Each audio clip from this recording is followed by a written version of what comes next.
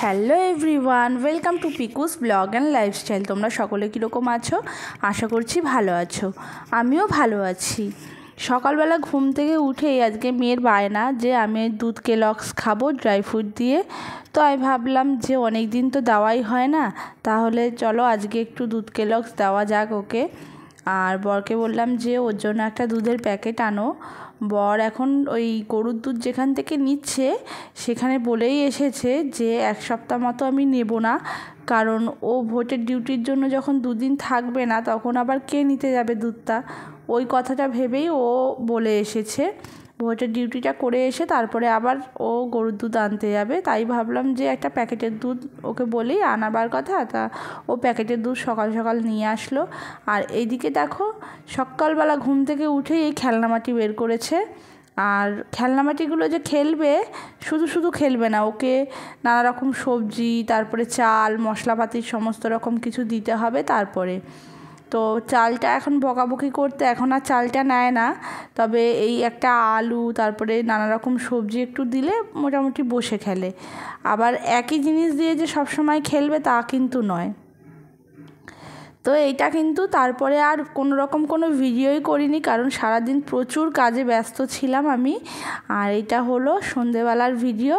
দেখো ঘুম থেকে উঠেছে, আর ওর বাবা যাচ্ছে হলো একটু বাজারে, যেহেতু পরের দিন মানে সোমবার যেহেতু ও ভোটের ডিউটিতে বেরিয়ে যাবে, মঙ্গলবার ভোট, একদিন আগে ওদেরকে বেরিয়ে যেতে হয়। তা ও যেহেতু ভোটের ডিউটির জন্য যাবে সোমবার, এই জন্য আমি বললাম যে কিছু কিছু জিনিস ছিল না, যেহেতু ও দুদিন বাড়ি আসবে না, তার জন্য আমি বললাম তুমি একটু বাজার করে এনে দাও, যদি কোনো রকম কোনো লাগে, হয়তো লাগবে না তবুও আমি আনিয়ে রাখলাম। তো ও গেল বাজারে, আমি ততক্ষণে ভাবলাম মেয়েকে একটু পড়িয়ে নিই। তো ও পড়তে বসেছে, কারণ ওর পাপা থাকলে না ঠিকঠাক মতো পড়ানো হয় না, খুবই বিরক্ত করে ওর পাপাকে দেখলে। আর ওর পাপাও মাঝে মাঝে নিয়ে পড়তে বসে, কিন্তু কি করে জানো তো, আমার কাছে যতটুকু তাড়াতাড়ি করে নেয় ওর পাপার কাছে কিন্তু একদমই তাড়াতাড়ি করে না। নানা রকম কথা বলে, নানা রকম বদমাইশি করে ঠিক সময় পাস করতে হবে কিভাবে ও ঠিক জানে। তা ওর পাপাও চলে এসেছে বাজার থেকে, তো একটু খিদে মতো পাচ্ছিল। তো ভাবলাম একটুখানি মুড়ি খাবো। তা বোঁদে ছিল একটু, মানে অনেকটাই ছিল, পুরো প্যাকেট ভর্তি বোঁদে ছিল। তা আমি ভাবলাম বোঁদে দিয়ে মুড়ি খাবে, তো বললো দাও তাহলে। ওই বোঁদের প্যাকেটটা খুলে তা আনছি, তাহলে এক জায়গায় তিনজনে খাবো। তা বললো ঠিক আছে। আর মেয়ে দেখো, ও তো মিষ্টি দেখলেই হলো ওর এত আনন্দ, বেশি মানে ওর জন্য করেই আরও ও দিল, ওর আন্টি বললো নিয়ে যা, মেয়ের জন্যই দিয়ে দিল আরও প্যাকেটটা। ও বলছে আমাকে আন্টি দিয়েছে, আর ও ভাবছে, মেয়ে ভাবছে যে এটা হয়তো যে ও বানিয়ে দিয়েছে, মানে ওর ফ্রেন্ডের মা বানিয়ে দিয়েছে, এটা যে দোকানের কেনা ও সেটা বিশ্বাসই করছে না, বলছে আন্টি বানিয়ে দিয়েছে। তো বাচ্চা যেটা ভেবে ভালোবাসে, মানে আনন্দ পায় যেটা ভেবে, সেটাই ভাবুক। আর বোঁদে মুড়ি খেতে কিন্তু সত্যিই খুব ভালো লাগে। খাওয়া দাওয়া করলাম, সন্ধেবেলায় টিফিন অনেক দিন বাদে করলাম, টিফিন করে টোরে বড়কে বললাম যে তুমি দেখো কি কি জিনিস নেবে বের করো, আমি গুছিয়ে দিচ্ছি। তা ও প্রত্যেকবারেই যখন মানে ভোটের ডিউটিতে যায় ও প্রচুর জিনিসপত্র নিয়ে যায়, মশারি, দুটো করে বেড কভার, তারপরে তোমার কিছু খাবার নিয়ে যায় সাথে করে সবসময়ই, যে কোনোভাবে যদি কোনো খাবার যদি খেতে না পারে তাহলে অন্তত মানে ছাতু মুড়ি টুড়ি খেয়ে থাকবে। তো আমি এদিকে ওকে সমস্ত ছাতু মুড়ি বিস্কুট টিস্কুট সব গুছিয়ে দিচ্ছি। ও বলছিল যে বিস্কুটটা দিও না, আমি নেব না। তো আমি আরও জোর করে বিস্কুট মানে গুছিয়ে দিলাম। আমি বললাম না নিয়ে যাও, অন্তত সকালবেলা চা দিয়ে তুমি খেতে পারবে। আর ওর তো নানা রকমের সমস্যা, মানে মেরি বিস্কুট খাবে না, ওর দাঁতে ছিপকে যায়, এখন তাও খায় দু একটা, আগে তো একদমই খেত না।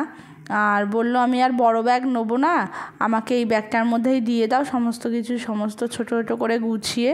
তো আমি ওকে প্লাস্টিকও দিয়ে দিলাম, একটা বড় প্লাস্টিক, যদি কোনোভাবে মানে বেঞ্চির ওপর না শুতে পারে নিচে শুয়ে পড়বে। আসলে ওদের দুটো দিন না খুবই কষ্ট করতে হয়, আর আমার ভালোও লাগছে না এসব গোছাচ্ছি, আর মনটা খারাপ লাগছে যে ও দুদিন থাকবে না, মানে দুদিন বলতে একটা রাত আর দুটো দিন সারাদিন তা থাকবে না।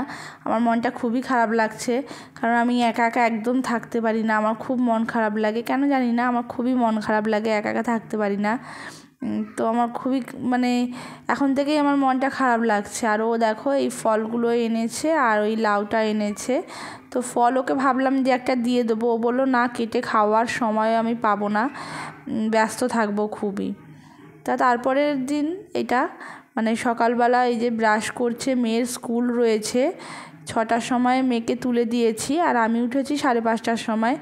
তো বর দেখো এদিকে রেডি হয়ে গেছে, মেয়েকে স্কুলে দিতে মানে ওকে দিয়ে আসতে যাচ্ছে। বললো তোমাকে যেতে হবে না, কারণ ও আবার আজকে একটু দেরি করেই বেরাবে। প্রত্যেকবার যখন ভোটের ডিউটিতে না একদিন আগে যখন বেরায় তখন ও একটু তাড়াতাড়িই বেরিয়ে যায়, কিন্তু এইবারে যেহেতু কাছাকাছি পড়েছে ও বললো আমার একটু দেরি করে বেরালেও কোনো ব্যাপার না।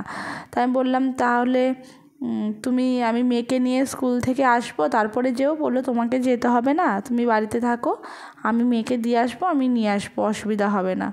তো সেই ফাঁকে আমি আবার একটু রান্নাও করে নিলাম, যে ও দুটো ভাত খেয়ে গেলে শান্তি হবে আমার মনটায়, যে কোথায় খাবে না খাবে। তো ও যাচ্ছে এখন সকালবেলা মেয়েকে দিতে, আর এই ফাঁকেই আমি রান্নাগুলো করে নেবো সব।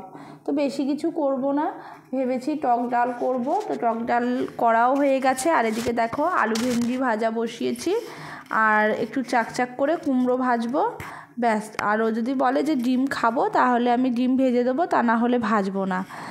আর তারপরে দেখো মেয়েকেও স্কুল থেকে 9:30টার মধ্যে নিয়ে এসেছে, আর মেয়েকে নিতে যাওয়ার আগেই ওকে আমি ভাত দিয়ে দিয়েছিলাম, খেয়ে নিয়েছিল 9টার দিকে। তো এই যে খেয়ে দিয়ে মেয়েটাকে 9:30টার মধ্যে নিয়ে চলে এসছে বাড়িতে, আর ও এখন বেরিয়ে যাবে। আর আমার না খুবই মন খারাপ লাগছে, বলছি যে আর তুমি তাড়াতাড়ি করে চলে এসো, আর কোনো রকম কোনো ঝামেলার মধ্যে পড়ো না। তো বলছে প্রত্যেকবারই যখন যাই তখনই তোমার মনটা খারাপ করে এরকম, আমার তো ডিউটি পড়বেই, আমাকে যেতেই হবে।